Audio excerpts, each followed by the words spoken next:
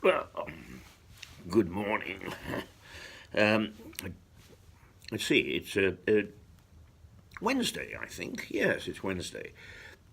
The 10th of April. We're nudging towards elections on May the 2nd.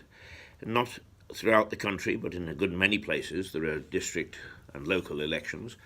So I've been taking a look at some of the reactions around the country as well as here. There are two things that have nudged me. One is if you look at the local council list of declared candidates, um, there are a number of candidates that don't give their address. It says in Lewis District Council, which means you've got to go searching for it, presumably, if you want it. The Greens almost totally have not given an address for the candidate. Let's see, the UKIP have they're on and off. There are just a few who have and a few that haven't.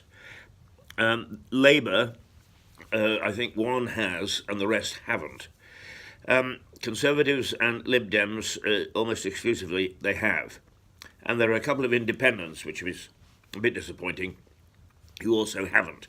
Now, what's so important about that is, well, are they standing in an area that they know, or are they just what's known as paper candidates? In other words, the party feels that it should list a candidate, doesn't think it stands a chance, so it just puts a name on the ballot sheet.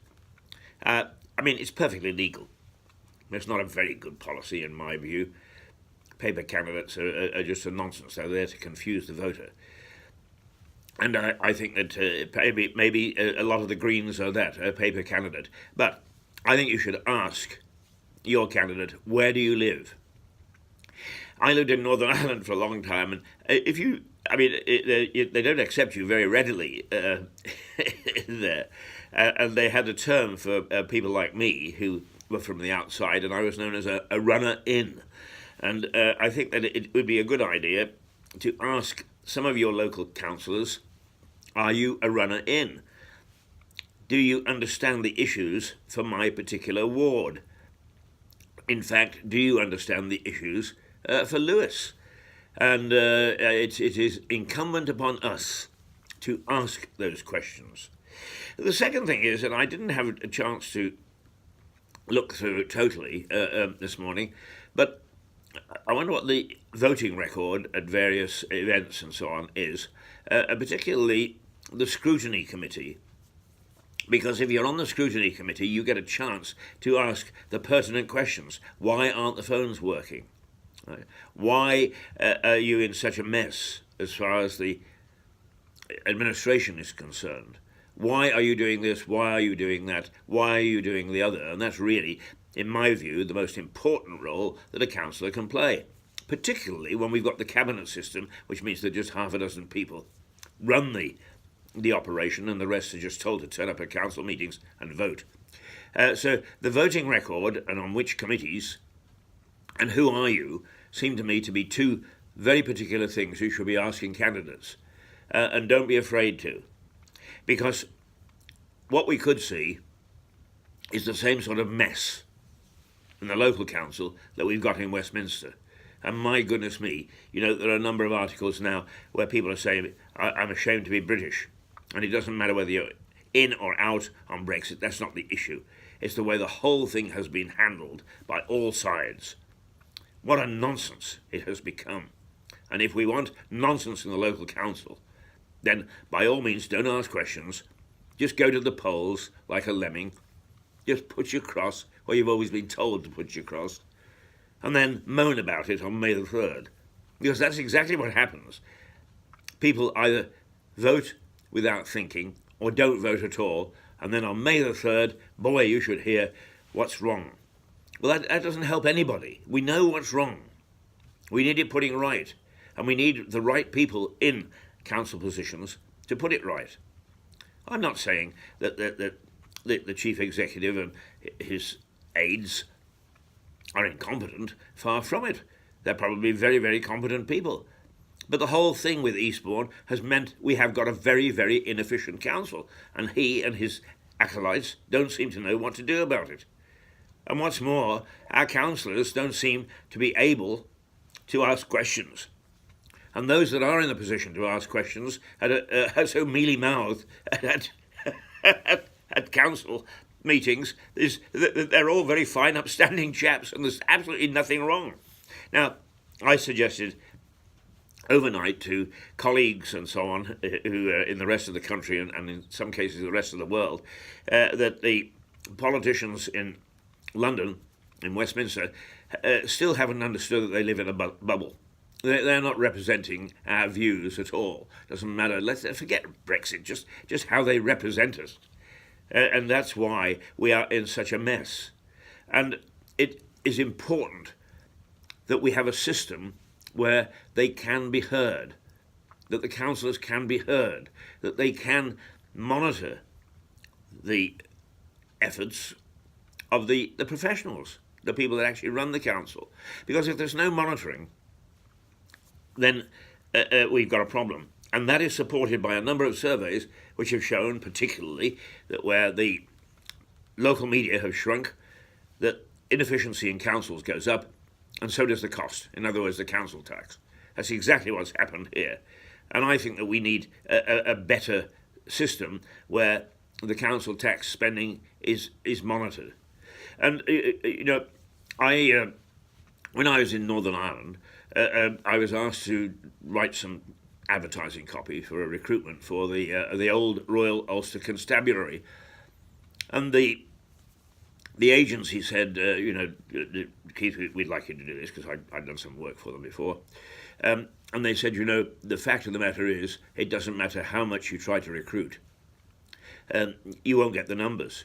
It is all a PR exercise to make people think that their money is being spent wisely. Well, I don't know whether that's the case here or not. I don't know what the recruitment is like. I don't know whether we've got lots of people that are knocking on the door to become policemen, or whether, in fact, recruitment programs are simply a showcase. Look, you see, we're trying to get more police, and then it all goes away and everybody forgets it. Ask the question. Ask the question. And you are the voter. Go on, dare you, do it. There are a couple of other things that I noticed. Another article that said high street shops are disappearing at a great rate of knots. Well, we all know that. But I mentioned that to somebody the other day, and they said, well, why should we worry about it? Well, I think there are a number of things. First of all, whether you like it or not, is the statistics show that 80% of the EU, now notice the EU economy, so we're not playing favourites here, the EU economy is made up of what's known as an SME. And an SME is a small to medium enterprise. So, do we want a high street full of McDonald's? Do we want a high street full of Costas? Do we want a high street full of supermarkets? Surely the answer is no. Surely the answer is, if the backbone of our economy is a smaller guy, then we should encourage the smaller guy. And where else can they be seen but on the high street? So, another question for your councillors. Where do you stand on business tax? Where do you stand on encouraging small businesses? Oh, there are a couple of things that, we support small business. Well, the banks say that, and they don't. The banks are iniquitous. In fact, I think if there's anything, the banks should be hauled before the court and asked why they do fake advertising saying they are the bank for small business. I've investigated several in the last a little while, and there aren't many, if any, that understand what freelancing is all about. Most certainly none of them understand what cash flow is about. Oh, they understand it, but they ignore it. Now, one of them is terribly helpful. It's the smaller people that seem to have grasped the nettle. But because of their cash amounts, I suppose, they are limited in who they can help. But all these things are unsettling in our society. And at the moment, the government, I've come to the conclusion that the people in Westminster and the people in Lewis District Council came from that age where you went to school and it doesn't matter, you entered the egg and spoon race and there were no winners and no losers. And then they come out and they are in an environment where they suddenly find out that people aren't willing to play by those rules. Business most certainly isn't. Other countries aren't. Quite often, other factions aren't. And then they have to go, oh dear, oh dear, oh dear, oh dear, what do we do? The answer is they don't know. Now, I may be wrong. That's okay. I've expressed an opinion. Have a go at me. Actually, I popped up, I mentioned to you the other day about a lady from Victoria who has set out very daringly to investigate parts of Europe. And we had a lovely little spat during the night, and we do from time to time. We love one another dearly, but the fact is that we love to argue. And arguing with somebody like that is refreshing. If you've got a neighbour that you can argue with without punching, do so. I'd leave Brexit out if I were you. But, it's debate and listening to other people's points of view. I'm a monologue here, although we are going to introduce a phone-in, a talk element within the next couple of months once we discover how to do it and how much it's going to cost. That's always the key. How much is it going to cost? But for the moment, I'm a monologue, and you just have to listen to me. But I hope that it stirs you to go out into the street and say, did you see that idiot Hayes this morning and what he had to say? So that with somebody you can have a debate, an argument. I go up to the coffee shop every morning after this, and I have a little debate with my friends from the cabinet, a little group who have very specific thoughts on their environment, on politics, on what should happen, and on the voting system.